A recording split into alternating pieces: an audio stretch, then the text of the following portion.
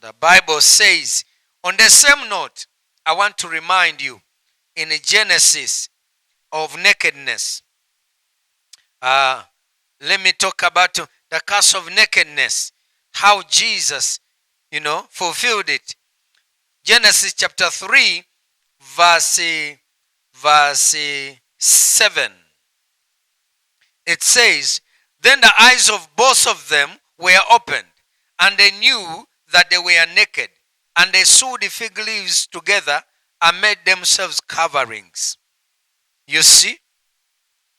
Immediately Adam sinned, he found himself naked. Yet before sin, man and woman was naked, but they were not ashamed. Genesis 2 verse 25. They were naked, but not ashamed. After sinning, immediately man found himself naked. That's why Jesus fulfills our nakedness. They strapped him naked. They left him naked. They spread him on the cross naked, so that you may not suffer your nakedness. Jesus fulfilled our nakedness, which comes by our sinning. And he fulfilled it, so that when you believe in him, you will not suffer nakedness. You see? Deuteronomy chapter 28 verse 48. The Bible says, you shall serve your enemies in nakedness. Jesus was stripped naked, and he served his enemies naked. He was amidst them naked. They spread him on the cross naked. He was fulfilling my curse of nakedness. After fulfilling it, when I believe in him who fulfilled my curse of nakedness, I cannot suffer nakedness. Does it mean I will not lack garments? No. Does it mean I will not have time of shame? No. My shame was taken when Jesus was spread naked. My shame was fulfilled. Now in Jesus, if I'm a believer in Jesus, I do not have to suffer shame. What do? I only have to pray when I feel I'm ashamed. Talk to the Lord, because this shame is for now, not forever. The difference between the problems that come to us as believers is that the problems that come to us believers are seasonal. They are not forever. But the problems of a curse are forever. When a disease comes, it comes to stay until you will die and return to the ground. That's why it came to kill you, to leave you in the ground. When they steal you, they will steal you forever until you die.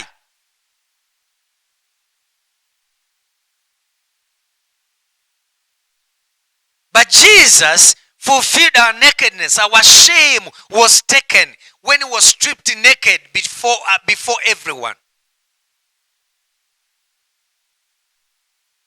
And today, when I feel ashamed for a season, in that season, I lift my eyes to God and say, Lord, you fulfilled my shame.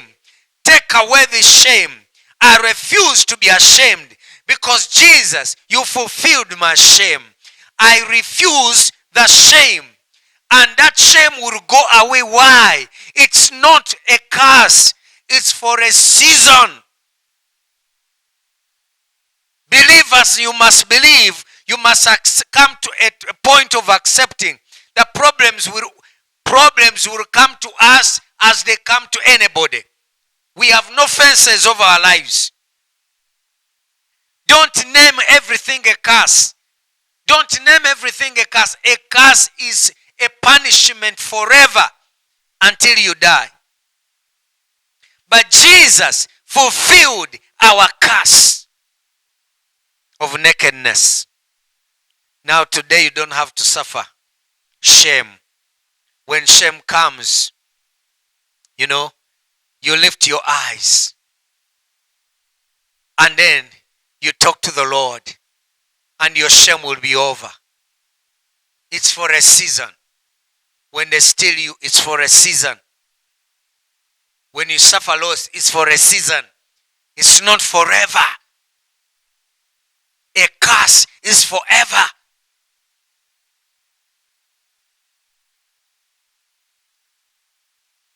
Now you must know this channel is here to tell you the truth, which has been neglected even by preachers. Hallelujah. So now we have seen the power of our shame being rolled away. Now I'm going to talk about another curse which was fulfilled by Jesus. The curse of rejection. Yes, the curse of our rejection. The curse of our rejection. We are going to see it here. The curse of our rejection, Deuteronomy 28. Deuteronomy 28, verse 28. It says like this. Deuteronomy 28:28. Hallelujah. Thank you for joining us. The Lord will strike you with madness and blindness and confusion of heart. And you shall, 29, and you shall grope at noonday as a blind gropes in the darkness. You shall not prosper in your ways. You shall only be oppressed, plundered continually, and no one shall save you. That curse was fulfilled. That curse of a confusion of heart, that curse of being rejected was fulfilled by Jesus. When Jesus carried my curse of rejection, Isaiah proclaims and declares in Isaiah 53. Isaiah 53, please. Isaiah 53, verse 3. Hear what Isaiah says. He is despised and rejected by men. Isaiah foresaw Jesus when he was going to come, and he says he saw him rejected by men. Jesus fulfilled my curse of rejection by being rejected by men. Let me remind you, even he was rejected by God. When Jesus took my curse of rejection, Peter said to him, "My Lord, I will be with you. I'll fight everyone who comes your way." But the Bible says, even Peter, the closest friend, rejected Jesus. When they said, you also have been with this man. Peter said, "I do not know that man. I swear I don't know that man." Peter even swore by oath and said, "I do not know that man." You see, because he was rejected by men. His disciples, the scripture says, all of them rejected him. They left him. The 70 rejected him. The 12 were dispersed from him, and they went in hiding. He was left alone. He was rejected. He was left alone. Now the Bible says, when he took my curse of rejection and became and wanted to fulfill it, God in heaven rejected his son. The Bible says, Matthew 27:45. Let me read it for you. Matthew 27 verse 45. Let me just read it for you. Matthew 27 verse 45. Jesus said, the scripture says, "Now from the 6th hour until the 9th hour," those are 4 hours, "there was darkness over all the land. And about the 9th hour, Jesus cried out with a loud voice, saying, Eli, Eli, lema sabachthani?" That is, my God, why have you forsaken me? Jesus was in darkness. The curse of Deuteronomy 28 said, 29, "You shall grope in noonday as though you are groping in darkness." Because of the confusion of the heart, and you shall not, and no one shall save you. Jesus was rejected by all men. Everyone was parting on him. Everyone was abusing him. Everyone, those whom he called his beloved, his friends, they ran away and hid. He was in confusion of heart. 4 hours, darkness covered the earth. Jesus was on the cross. He turned to his God, and his God rejected him, forsook him. Why? He had carried my curse of rejection.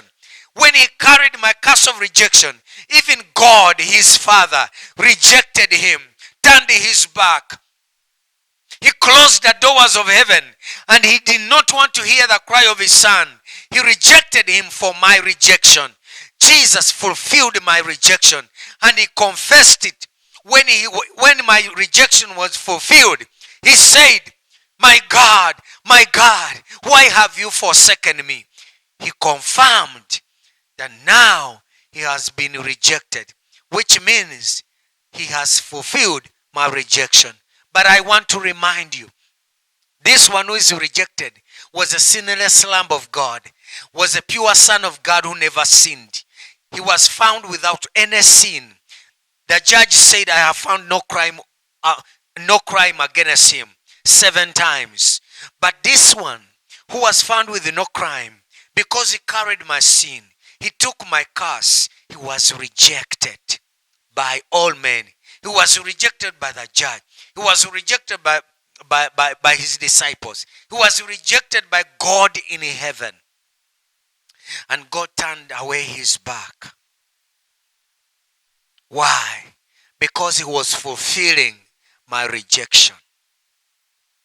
That when I believe in him, I should not suffer with rejection. He fulfilled the curse of rejection.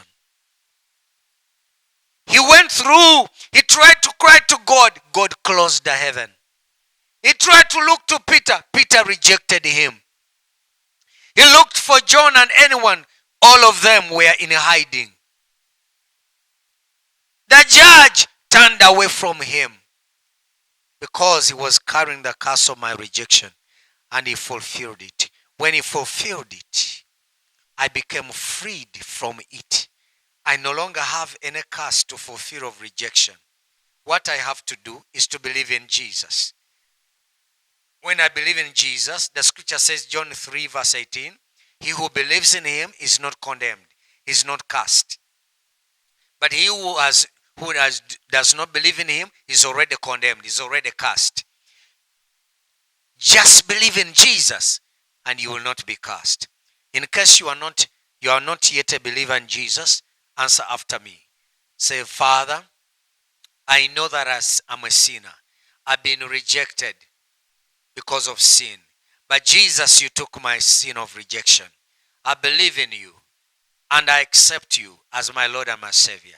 I declare I'm born again. Thank you for saving me in Jesus' name. Now, if you're a believer, rejection will come to you. Many will reject you, but that does not mean it's a rejection. Whether it looks like it's one of the curse in your family, to you it is no longer a curse. To you it's just a mere circumstance. Just pray and say, Lord, you were rejected and I am highly favored. And you will see the oil of favor flowing in your life. Father, I pray for everyone being rejected, who feels rejected and is a believer. It's just a seasonal rejection. I rebuke it in the name of Jesus because you fulfilled it on the cross. In the name of Jesus, I declare and decree over you who is viewing this channel, be favored in Jesus' name. Be favored in Jesus' name. For the Lord came to declare the year of acceptance. I decree upon you, you are highly accepted, highly favored in Jesus' name. Amen. Now you can subscribe to this channel and tell your friends to join this channel, please.